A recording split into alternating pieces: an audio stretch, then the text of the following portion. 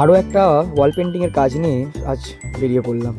তো যাওয়ার পথে আর কি বলবো, এত সুন্দর প্রাকৃতিক পরিবেশ দেখে আমি একটু দাঁড়িয়েই গেলাম। তো যাই হোক, আজ যাচ্ছিলাম আমাদের পাশের গ্রাম একাব্বরপুরে একটি ওয়ালে দুটো ময়ূর এবং একটি গাছের পেন্টিং করার জন্য। তো ওপরের আকাশটা দেখছো, আকাশটা আমিই করেছি, কেমন হয়েছে জানিও।